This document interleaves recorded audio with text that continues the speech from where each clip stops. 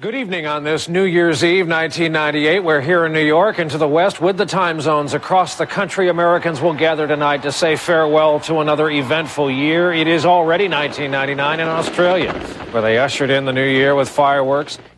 It was a young, hearty crowd that showed up to celebrate New Year's Eve in Times Square. A steady rain and near-freezing temperatures left most wet, cold, and just a bit limp, waiting for 1974. New Year's Eve was traditionally a time when Americans drank out the old year and drank in the new, heavily. Getting drunk was often a foregone conclusion. But not anymore. The trend nowadays is toward moderation, and the country seems to be sobering up, at least a bit, as it enters 1985.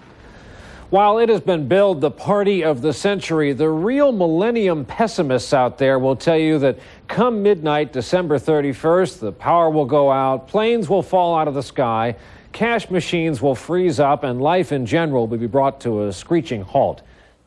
So finally, here we are in the last hours of the old year. Personal experience, I suppose, decides whether it has been good or bad. For all those who might wish to say good riddance to 1981, there are others who will look back not in anger, but in appreciation. For certain, however, it has been an eventful 12 months. Again, a lot of these people started getting here early this afternoon, and what they're all waiting for, of course, is the ball on top of One Times Square, which you can see lit now. They raised it at 6 this evening. We'll start coming down at 11:59. I think there are certainly going to be issues of how we handle technology and how we deal with some of the ethical issues and things like biotechnology and cloning and gene splicing and all those kinds of things. And one more Twitter account you might want to follow this New Year's Eve. The Times Square Ball has a Twitter account. This morning, a tweet from On High asking, can someone throw a latte up here?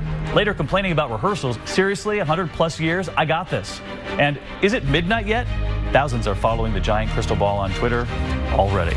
In spite of a lot of the national scandals, etc., it was a fairly decent year. We were out of war. I don't think it was very happy because of the fuel shortage. Do you think that what happened in 1973 helped you to grow? Yes, because it was misery. The idea was for celebrating Romans to walk in one end of a traffic tunnel in 1982 and emerge from the other in 1983. It didn't quite work out that way. In what must have been one of the noisiest New Year's celebrations here since the heyday of the Circus Maximus. I always like on New Year's Day to say the old prayer of the Scots. From ghoulies and ghosties and long-leggedy beasties and things that go bump in the night, good Lord deliver us. That's tonight's news and a comment. I'm Harry Reisner. Happy New Year.